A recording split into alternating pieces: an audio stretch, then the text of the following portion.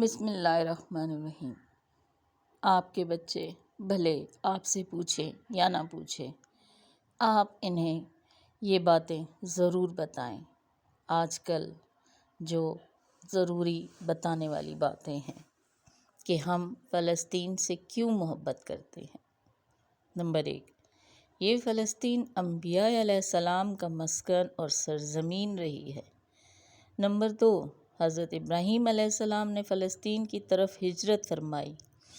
Number 3، اللہ تبارک و تعالیٰ نے حضرت لوط علیہ السلام کو اس عذاب سے نجات دی جو ان کی قوم پر اسی جگہ نازل ہوا تھا۔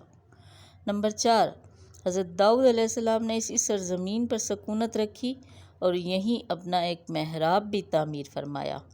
نمبر 5، حضرت سلیمان علیہ السلام اسی ملک میں بیٹھ کر ساری دنیا پر حکومت فرمایا کرتے تھے۔ نمبر 6، چیونٹی کا وہ مشہور قصہ جس میں ایک چیونٹی نے اپنی باقی ساتھیوں سے کہا تھا، اے چیونٹیوں اپنے بلوں میں گھس جاؤ، یہیں اس ملک میں واقع غسقلان شہر کی ایک وادی میں پیش آیا تھا جس کا نام بعد میں وادی نمل رکھ دیا تھا۔ نمبر 7، حضرت زکریا علیہ السلام کا محراب بھی اسی شہر میں ہے۔ نمبر 8، حضرت موسیٰ علیہ السلام نے اسی ملک کے بارے میں اپنے ساتھیوں سے کہا تھا کہ اس مقدس شہر میں داخل ہو جاؤ۔ انہوں نے اس شہر کو مقدس اس شہر کے شرک سے پاک ہونے اور انبیاء علیہ السلام کا مسکن ہونے کی وجہ سے کہا تھا۔ نمبر 9، اس شہر میں کئی معجزات وقوع پذیر ہوئے جن میں ایک کنواری بی بی حضرت مریم کے بدن سے حضرت عیسیٰ علیہ السلام کی ولادت مبارکہ بھی ہے۔ نمبر 10، حضرت عیسیٰ علیہ السلام کو جب ان کی قوم نے قتل کرنا چاہا تو اللہ تبارک و تعالیٰ نے انہیں اسی شہر سے آسمان پر اٹھا لیا تھا۔ نمبر 11، ولادت کے بعد جب عورت اپنی جسمانی کمزوری کی انتہا پر ہوتی ہے، ایسی حالت میں بی بی مریم کا کھجور کے تنے کو ہلا دینا بھی ایک معجزہ الہی ہے۔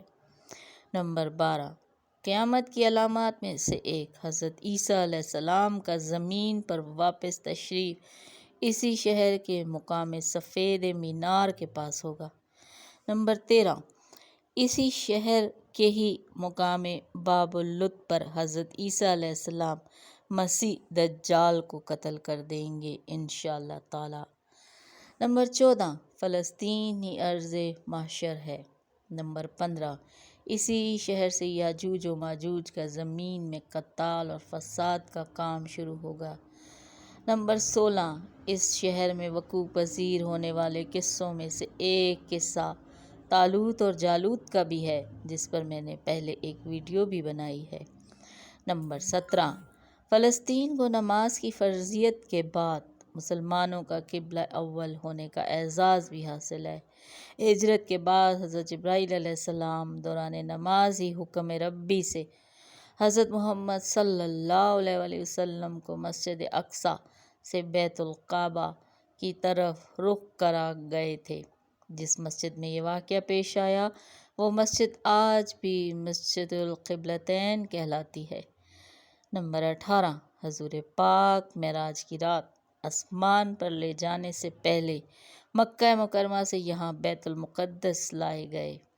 نمبر 19، سرکار دو عالم صلی اللہ علیہ وسلم کی اقتداء میں انبیاء علیہ السلام نے یہاں نماز ادا فرمائی۔ اس طرح فلسطین ایک بار پھر سارے انبیاء کا مسکن بن گیا۔ نمبر 20، سیدنا ابو ذر کہتے ہیں کہ میں نے رسول پاک سے عرض کیا کہ زمین پر سب سے پہلے مسجد کون سی بنائی گئی تو آپ نے فرمایا کہ مسجد الحرام یعنی خانہ کعبہ۔ میں نے عرض کیا کہ پھر کون سی مسجد بنائی گئی تو آپ نے فرمایا مسجد الاقصیٰ یعنی بیت المقدس۔ میں نے پھر عرض کیا کہ ان دونوں کے درمیان کتنا فاصلہ تھا؟ آپ صلی اللہ علیہ وسلم نے فرمایا 40 برس کا، اور تو جہاں بھی نماز کا وقت پالے وہیں نماز ادا کر لے، بس وہ مسجد ہی ہے۔ نمبر 21، وصال حضرت محمد صلی اللہ علیہ وآلہ وسلم کے بعد حضرت ابوبکر کو ارتداد کے فتنہ اور دیگر کئی مشاغل سے نمٹنے کے لیے عسکری اور افرادی قوت کی اشد ضرورت کے باوجود بھی ارض شام و فلسطین کی طرف آپ صلی اللہ علیہ وسلم کا تیار کردہ لشکر بھیجنا بھی ایک ناقابل فراموش حقیقت ہے۔ نمبر 22، اسلام کے سنہری دور فاروقی میں دنیا بھر کی فتوحات کو چھوڑ کر محض فلسطین کی فتح کے لیے خود سیدنا عمر کا چل کر جانا اور یہاں پر جا کر نماز ادا کرنا اس شہر کی عظمت کو اجاگر کرتا ہے۔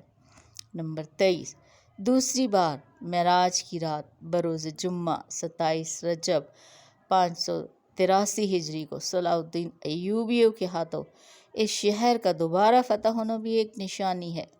نمبر 24، بیت المقدس کا نام قدس قرآن سے پہلے تک ہوا کرتا تھا۔ قرآن نازل ہوا تو اس کا نام مسجد اقصیٰ رکھ دیا۔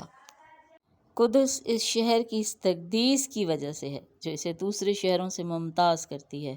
اس شہر کے حصول اور اسے رومیوں کے جبر و استبداد سے بچانے کے لیے 5000 سے زیادہ صحابہ کرام نے جام شہادت نوش کیا اور شہادت کا باب آج تک بند نہیں ہوا، سلسلہ ابھی تک چل رہا ہے۔ یہ شہر اسی طرح شہیدوں کا شہر ہے۔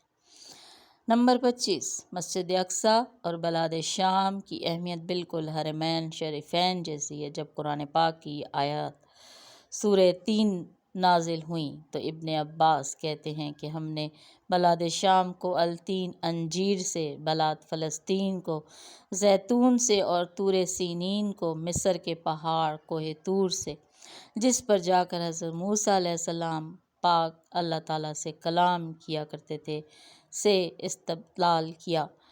نمبر 26، اور قرآن پاک کی آیت مبارکہ جس سے استدلال لیا گیا کہ امت محمد حقیقت میں اس مقدس سرزمین کی وارث ہے۔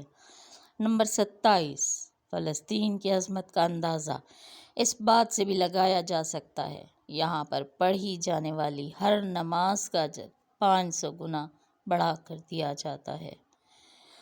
ہم سب اللہ تعالیٰ ہمیں فلسطین کے لیے اپنے حق میں قبول فرمائے اور تمام مسلمانوں کو جہاد کے لیے قبول فرمائے۔